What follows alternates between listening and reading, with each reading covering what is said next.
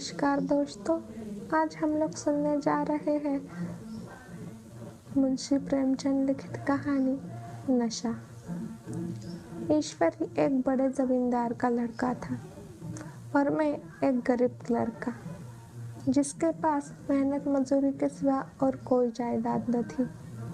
हम दोनों में परस्पर बहसें होती रहती थी। मैं जमींदारी की बुराई करता, उन्हें हिंसक, पशु और खून चूसने वाली जोक और वृक्षों की चोटी पर फूलने वाला बंजा कहता। वह जमींदारों का पक्ष लेता, पर स्वभावतः उसका पहलू कुछ कमजोर होता था, क्योंकि उसके पास जमींदारों के अनुकूल कोई दलील न थी। वह कहता कि सभी मनुष्य बराबर नहीं होते, छोटे बड़े हमेशा होते रहते हैं और होते रहेंगे। लचर दलील थी। किसी मानुषीय या नैतिक नियम से इस व्यवस्था का औचित्य सिद्ध करना कठिन था। मैं इस वाद विवाद की गर्मी में अक्सर तेज हो जाता और लगने वाली बात कह जाता, लेकिन ईश्वरी हार कर भी मुस्कुराता रहता था। मैंने उसे कभी गर्म होते नहीं देखा। शायद इसका कारण यह था कि वह अपने पक्ष की कमजोरी समझता था। नौकरों से वह सीधे मुंह बात नहीं करता था। अमीरों में जो एक बेदर्दी और उदंडता होती है, इसमें उसे भी प्रचुर भाग मिला था। नौकर ने बिस्तर लगाने में जरा भी देर की, दूध जरूरत से ज़्यादा गर्म या ठंडा हुआ, साइकिल अच्छी तरह साफ नहीं हुई, तो वह आपे से बाहर हो जाता। सुस्ती या बदतमीजी उसे जरा भी बर्दाश्त न थी, पर दोस्तों से और विशेषकर मुझसे उसका व्यवहार सौदार्य और नम्रता से भरा हुआ होता था। शायद उसकी जगह मैं होता तो मुझ में भी वही कठोरताएं पैदा हो जाती जो उसमें थी, क्योंकि मेरा लोक प्रेम सिद्धांतों पर नहीं, निजी दशाओं पर टिका हुआ था। लेकिन वह मेरी जगह होकर भी शायद अमीर ही रहा, क्योंकि वह प्रकृति से ही विलासी और ऐश्वर्य प्रिय था। अब की दशहरे की छुट्टियों में मैंने निश्चय किया कि घर न जाऊंगा। मेरे पास किराए के लिए रुपए न थे और न घर वालों को तकलीफ देना चाहता था। मैं जानता हूँ वह मुझे जो कुछ देते हैं वह उनकी हैसियत से बहुत ज़्यादा है। उसके साथ ही परीक्षा का ख्याल था। अभी बहुत कुछ पढ़ना है। बोर्डिंग हाउस में भूत की तरह अकेले पड़े रहने को भी जी न चाहता था। इसीलिए जब ईश्वरी ने मुझे अपने घर का न्योता दिया तो मैं बिना आग्रह के राजी हो गया। ईश्वरी के साथ परीक्षा की तैयारी खूब हो जाएगी। वह अमीर होकर भी मेहनती और ज़हीन है। उसने इसके साथ ही कहा, लेकिन भाई एक बात का ख्याल रखना, वहाँ अगर जमींदारों की निंदा की तो मामला बिगड़ जाएगा और मेरे घर वालों को बुरा लगेगा। वह लोग तो आसामियों पर इसी दावे से शासन करते हैं कि ईश्वर ने आसामियों को उनकी सेवा के लिए ही पैदा किया है। आसामी भी यही समझता है। अगर उसे सुझा दिया जाए कि जमींदार और आसामी में कोई मौलिक भेद नहीं है, तो जमींदारी का कहीं पता न लगे। मैंने कहा, तो तुम क्या समझते हो कि मैं वहाँ जाकर कुछ और हो जाऊँगा? हाँ, मैं तो यही समझता हूँ। तुम गलत समझते हो। ईश्वरी ने इसका कोई जवाब न दिया। कदाचित उसने इस मामले को मेरे विवेक पर छोड़ दिया और बहुत अच्छा किया। अगर वह अपनी बात पर अड़ता तो मैं भी जिद पकड़ लेता। सेकंड क्लास तो क्या, मैंने कभी इंटर क्लास में भी सफ़र न किया था। अब की सेकंड क्लास में सफ़र का सौभाग्य प्राप्त हुआ। गाड़ी तो 9 बजे रात को आती थी, पर यात्रा के हर्ष में हम शाम को स्टेशन जा पहुँचे। कुछ देर इधर उधर सैर करने के बाद रिफ्रेशमेंट रूम में जाकर हम लोगों ने भोजन किया। मेरी वेशभूषा और रंग ढंग से पारखी खानसामों को यह पहचानने में देर न लगी कि मालिक कौन है और पिछलग्गू कौन, लेकिन न जाने क्यों मुझे उनकी गुस्ताखी बुरी लग रही थी। पैसे ईश्वरी की जेब से गए। शायद मेरे पिता को जो वेतन मिलता है उससे ज़्यादा इन खानसामों को इनाम इकराम में मिल जाता हो। एक अठन्नी तो चलते समय ईश्वरी ही ने दी, फिर भी मैं उन सब से उसी तत्परता और विनय की अपेक्षा करता था जिससे वे ईश्वरी की सेवा कर रहे थे। ईश्वरी के हुक्म पर सब के सब दौड़ते हैं, लेकिन मैं कोई चीज़ मांगता हूँ तो उतना उत्साह नहीं दिखाते। मुझे भोजन में कुछ स्वाद न मिला। यह भेद मेरे ध्यान को संपूर्ण रूप से अपनी ओर खींचे हुए था। गाड़ी आई, हम दोनों सवार हुए। खानसामों ने ईश्वरी को सलाम किया, मेरी ओर देखा भी नहीं। ईश्वरी ने कहा, कितने तमीज़दार है ये सब। हम एक हमारे नौकर हैं कि कोई काम करने का ढंग नहीं। मैंने खट्टे मन से कहा, इसी तरह अगर तुम अपने नौकरों को भी 8 आने रोज इनाम दिया करो तो शायद इनसे ज़्यादा तमीज़दार हो जाए। तो तुम क्या समझते हो, यह सब केवल इनाम के लालच से इतना अदब करते हैं? जी नहीं, कदापि नहीं। तमीज़ और अदब जो इनके रक्त में मिल गया है। गाड़ी चली, डाक थी। प्रयाग से चली तो प्रतापगढ़ जाकर रुकी। एक आदमी ने हमारा कमरा खोला। मैं तुरंत चिल्ला उठा, दूसरा दर्जा है, सेकंड क्लास है। उस मुसाफिर ने डिब्बे के अंदर आकर मेरी और एक विचित्र उपेक्षा की दृष्टि से देखकर कहा, जी हाँ सेवक, इतना समझता है, और बीच वाले बर्थ पर बैठ गया। मुझे कितनी लज्जा आई कह नहीं सकता। भोर होते होते हम लोग मुरादाबाद पहुँचे। स्टेशन पर कई आदमी हमारा स्वागत करने के लिए खड़े थे। 2 भद्र पुरुष थे, 5 बेगार। बेगारों ने हमारा लगेज उठाया। दोनों भद्र पुरुष पीछे पीछे चले। एक मुसलमान था, रियासत अली। दूसरा ब्राह्मण था, राम हरख। दोनों ने मेरी और अपरिचित नेत्रों से देखा, मानो कह रहे हैं, तुम कौवे होकर हंस के साथ कैसे? रियासत अली ने ईश्वरी से पूछा, यह बाबू साहब क्या आपके साथ पढ़ते हैं? ईश्वरी ने जवाब दिया, हाँ, साथ पढ़ते भी हैं और साथ रहते भी हैं। यूँ कहिए कि आप ही की बदौलत में इलाहाबाद पड़ा हुआ हूँ, नहीं कब का लखनऊ चला आया होता। अब कि मैं इन्हें घसीट लाया। इनके घर से कई तार आ चुके थे, मगर मैंने इनकारी जवाब दिलवा दिए। आखिरी तार तो अर्जेंट था, जिसकी फीस 4 आने प्रति शब्द है, पर यहाँ से भी उसका जवाब इनकारी ही गया। दोनों सज्जनों ने मेरी और चकित नेत्रों से देख आतंकित हो जाने की चेष्टा करते जान पड़े। रियासत अली ने अर्धशंका के स्वर में कहा, लेकिन आप बड़े सादे लिबास में रहते हैं। ईश्वर ने शंका निवारण की, महात्मा गांधी के भक्त है साहब, खद्दर के सिवा कुछ पहनते ही नहीं। पुराने सारे कपड़े जला डाले। यह कहो कि राजा है, 2.5 लाख सालाना की रियासत है, पर आपकी सूरत देखो तो मालूम होता है अभी अनाथालय से पकड़ कर आए हैं। राम हरख बोले, अमीरों का ऐसा स्वभाव बहुत कम देखने में आता है, कोई भाप ही नहीं सकता। रियासत अली ने समर्थन किया, आपने महाराजा चांगली को देखा होता तो दांतों तले उंगली दबाते। एक गाढ़े की मिर्जई और चमरोधे जूते पहने बाजारों में घुमा करते थे। सुनते हैं एक बार बेगार में पकड़े गए थे और उन्हीं ने 10 लाख से कॉलेज खोल दिया। मैं मन में कटा जा रहा था, पर न जाने क्या बात थी कि यह सफ़ेद झूठ उस वक्त मुझे हास्यास्पद न जान पड़ा। उसके प्रत्येक वाक्य के साथ मानो मैं उस कल्पित वैभव की समीपतर आता जाता था। मैं शहसवार नहीं हूँ।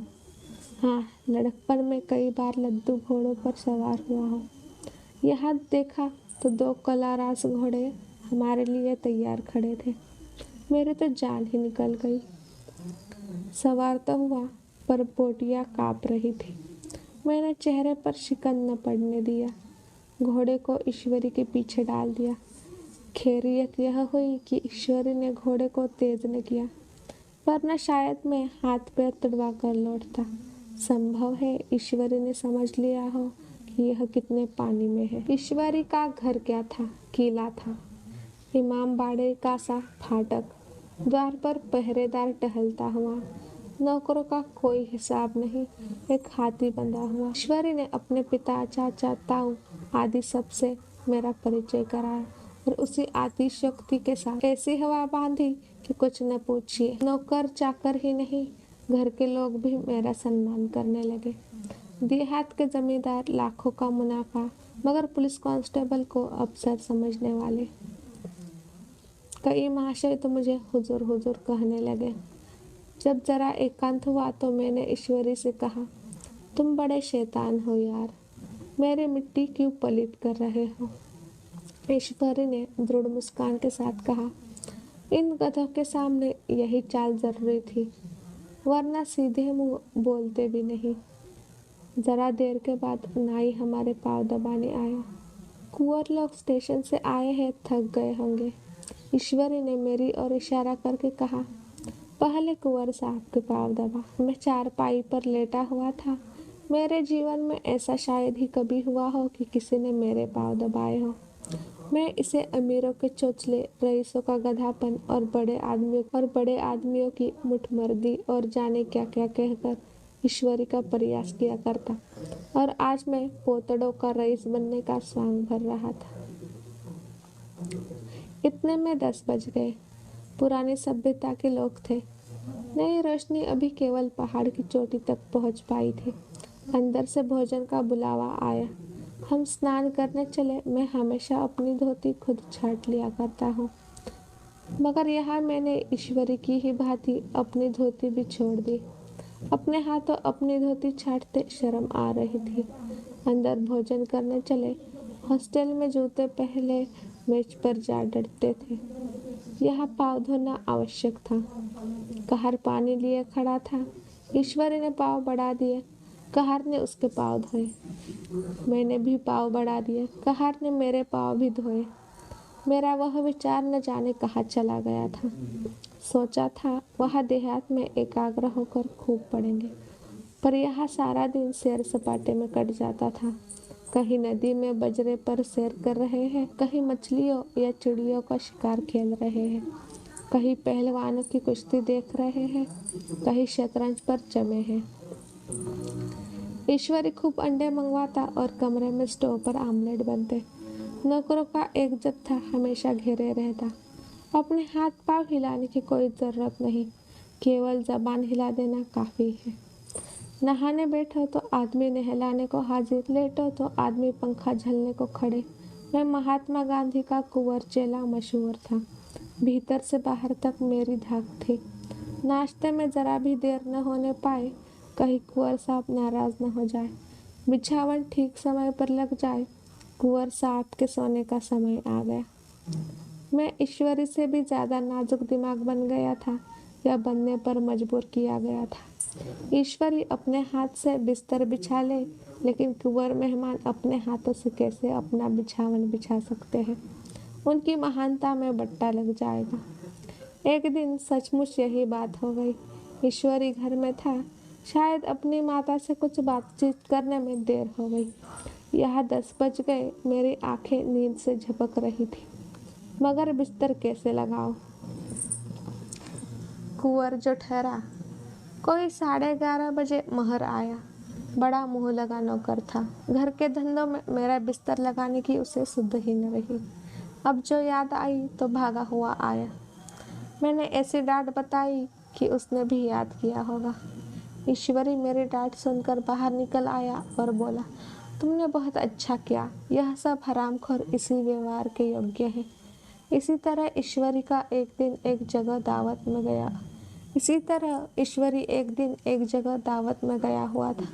शाम हो गई, मगर लैंप मेज पर रखा हुआ था। दिया सलाई भी थी, लेकिन ईश्वरी खुद कभी लैंप नहीं जलाता था। फिर कुंवर साहब कैसे जलाए? मैं झुंझला रहा था। समाचार पत्र आया रखा हुआ था। जी उधर लगा हुआ था, पर लैंप नदारद। देवयोग से उसी वक्त मुंशी रियासत अली आ निकले। मैं उन्हीं पर उबल पड़ा। ऐसी फटकार बताई कि बेचारा उल्लू हो गया। तुम लोगों को इतनी फिक्र भी नहीं कि लैंप तो जलवा दो। मालूम नहीं ऐसे कामचोरों आदमियों को यहाँ कैसे गुजर होता है। मेरे यहाँ घंटे भर निर्वाह न हो। रियासत अली ने कांपते हुए हाथों से लैंप जला दिया। वहाँ एक ठाकुर अक्सर आया करता था। कुछ मनचला आदमी था, महात्मा गांधी का परम भक्त। मुझे महात्मा जी का चेला समझकर मेरा बड़ा लिहाज करता था, पर मुझसे कुछ पूछते संकोच करता था। एक दिन मुझे अकेला देखकर आया और हाथ बांधकर बोला, सरकार तो गांधी बाबा के चेले हैं ना। लोग कहते हैं कि यहाँ स्वराज हो जाएगा तो जमींदार न रहेंगे। मैंने शान जमाई, जमींदारों के रहने की जरूरत ही क्या है। मैंने शान जमाई, जमींदारों के रहने की जरूरत ही क्या है। यह लोग गरीबों का खून चूसने के सिवा और क्या करते हैं। ठाकुर ने फिर पूछा, तो क्यों सरकार सब जमींदारों की जमीन छीन ली जाएगी। मैंने कहा, बहुत से लोग तो खुशी से दे देंगे। जो लोग खुशी से न देंगे उनकी जमीन छीननी ही पड़ेगी। हम लोग तो तैयार बैठे हुए हैं, जो ही स्वराज हुआ अपने इलाके आसामियों के नाम हिब्बा कर देंगे। मैं कुर्सी पर पाँव लटकाए बैठा था। ठाकुर मेरे पाँव दबाने लगा, फिर बोला, आजकल जमींदार लोग बड़ा जुल्म करते हैं सरकार। हमें भी हुजूर अपने इलाके में थोड़ी सी ज़मीन दे दे तो चलकर वही आपकी सेवा में रहे। मैंने कहा, अभी तो मेरा कोई अख्तियार नहीं है भाई, लेकिन जो ही अख्तियार मिला मैं सबसे पहले तुम्हें बुलाऊंगा। तुम्हें मोटर ड्राइवर सिखाकर अपना ड्राइवर बना लूँगा। सुना, उस दिन ठाकुर ने खूब भंग पी और अपनी स्त्री को खूब पीटा और गांव के महाजन से लड़ने पर तैयार हो गए। छुट्टी इसी तरह तमाम हुई और हम फिर प्रयाग चले। गांव के बहुत से लोग हम लोगों को पहुंचाने आए। ठाकुर तो हमारे साथ स्टेशन तक आया। मैंने भी अपना पार्ट खूब सफाई से खेला और अपनी कुबेरोचित विनय और देवत्व की मुहर हर एक हृदय पर लगा दी। जी तो चाहता था हर एक नौकर को अच्छा इनाम दूं, लेकिन वह सामर्थ्य कहाँ थी। वापस टिकट था ही, केवल गाड़ी में बैठना था, पर गाड़ी आई तो ठसाठस भरी हुई। दुर्गा पूजा की छुट्टियां भोग कर सभी लोग लौट रहे थे। सेकंड क्लास में तिल रखने की जगह नहीं। इंटर क्लास की हालत उससे भी बदतर। यह आखिरी गाड़ी थी, किसी तरह रुक न सकते थे। बड़ी मुश्किल से तीसरे दर्जे में जगह मिली। हमारे ऐश्वर्य ने वहाँ अपना रंग जमा लिया, मगर मुझे उसमें बैठना बुरा लग रहा था। आए थे आराम से लेटे लेटे, जा रहे थे सिकुड़े हुए। पहलू बदलने की भी जगह नहीं थी। कई आदमी पढ़े लिखे भी थे। वे आपस में अंग्रेजी राज्य की तारीफ करते जा रहे थे। एक महाशय बोले, ऐसा न्याय तो किसी राज्य में नहीं देखा। छोटे बड़े सब बराबर। राजा भी किसी पर अन्याय करे तो अदालत उसकी गर्दन दबा देती है।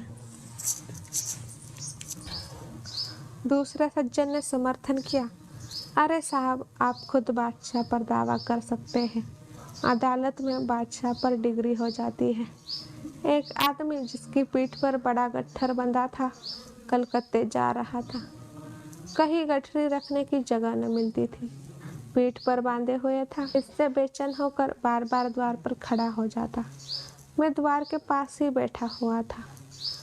उसका बार बार आकर मेरे मुंह को अपनी गठरी से रगड़ना मुझे बहुत बुरा लग रहा था। एक तो हवा यूं ही कम थी, दूसरे उस गवार का आकर मेरे मुंह पर खड़ा हो जाना मानो मेरा गला दबाना था। मैं कुछ देर तक जब्त किए बैठा रहा। एकाएक मुझे क्रोध आ गया। मैंने उसे पकड़कर पीछे ठेल दिया और दो तमाचे जोर जोर से लगाए। उसने आंखें निकाल कर कहा, क्यों मारते हो बाबूजी, हमने भी किराया दिया है। मैंने उठकर 2-3 तमाचे और जड़ दिए। गाड़ी में तूफान आ गया। चारों ओर से मुझ पर बौछार पड़ने लगी। अगर इतने नाजुक मिजाज हो तो अव्वल दर्जे में क्यों नहीं बैठे। कोई बड़ा आदमी होगा तो अपने घर का होगा। मुझे इसी तरह मारते तो दिखा देता। क्या कसूर किया था बेचारे ने। गाड़ी में सांस लेने की जगह नहीं। खिड़की पर जरा सांस लेने खड़ा हो गया। उस पर इतना क्रोध। अमीर होकर के आदमी अपनी इंसानियत बिल्कुल खो देता है। यह भी अंग्रेजी राज है जिसका आप बखान कर रहे थे। एक ग्रामीण बोला, दफ्तरन माँ घुसन तो पावत नहीं। उस पर इतना मिजाज। ईश्वरी ने अंग्रेजी में कहा, What an idiot you are, बीर। बीर का मतलब होता है तुम कितने मूर्ख हो। और मेरा नशा अब कुछ कुछ उतरता हुआ मालूम होता था।